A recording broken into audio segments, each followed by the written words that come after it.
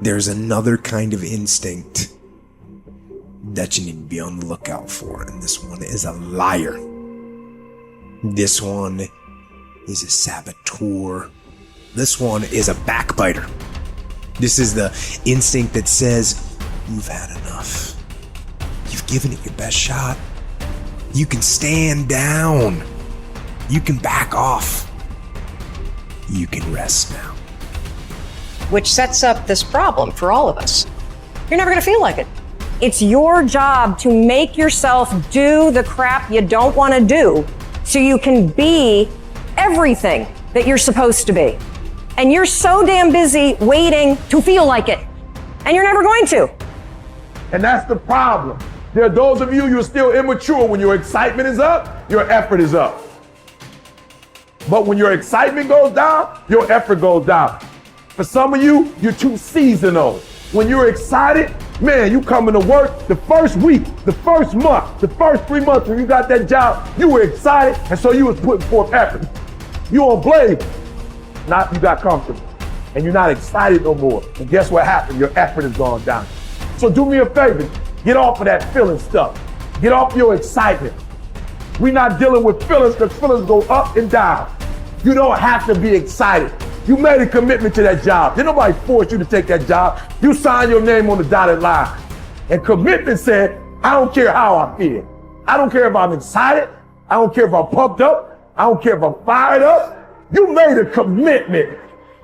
Now it's time to put up. Lazy people do a little work and think they should be winning, but winners work as hard as possible and still worry if they're being lazy.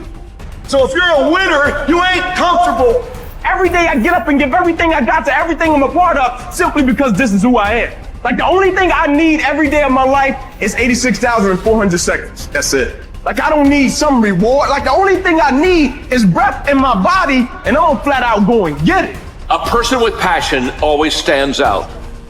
The world is so full of average that once you have passion and a sense of energy in your life, it distinguishes you.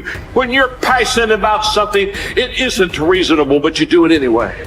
Passion will take you where nothing else will ever take you. It'll give you that decided edge. It'll help you to stand out. When you want to become a diamond, your whole attitude change, your whole mindset, your thinking, your relationships, the decisions that you make, how you spend your time, your energy, all of it changes. See, this is something that you can't be in this business. This business has to be in you. You take advantage of this opportunity. You let everything else go. You eat different. You study different. You practice different. You don't belong at the bottom, and it's time for you to get your butt from down there. It's time for you to stop being comfortable at the bottom. Get your butt up and get to where you're supposed to be. You are a royal priesthood. Get where you belong. Do what you're supposed to do. Live like you're supposed to live.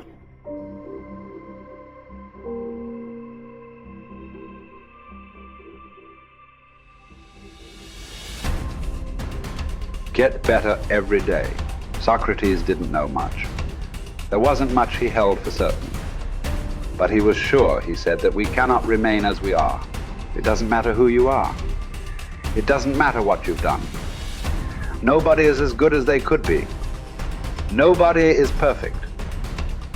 Everybody can improve. There are few self-fulfilling prophecies more important or more dangerous than this.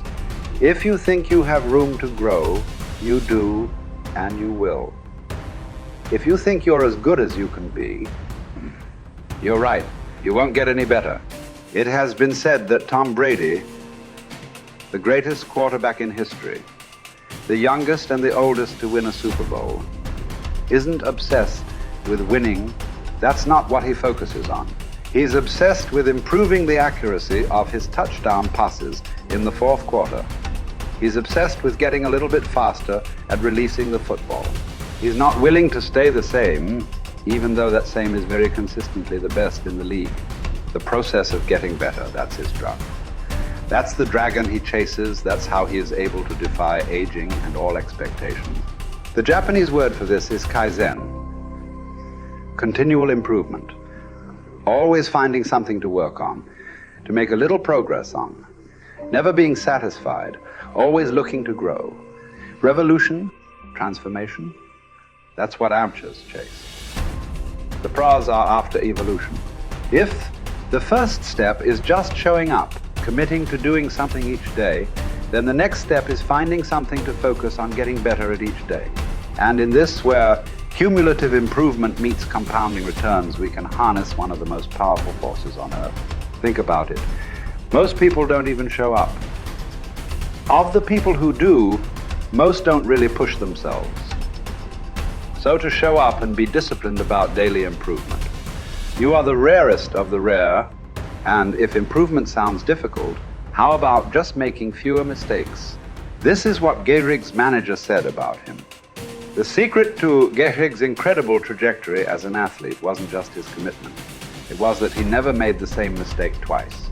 The guy who began his career blowing at least one play per inning improved to one mistake per game, to one per week, to one per month. To err is human. But to err is each day is to become closer to the divine.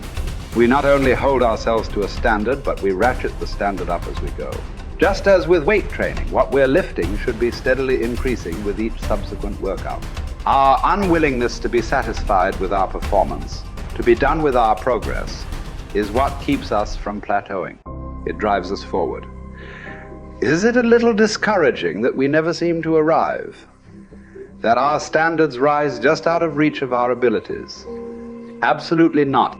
We move the goalpost so the game doesn't get boring, and more important, so it never ends. Ultimately, this brings us more pleasure and more satisfaction.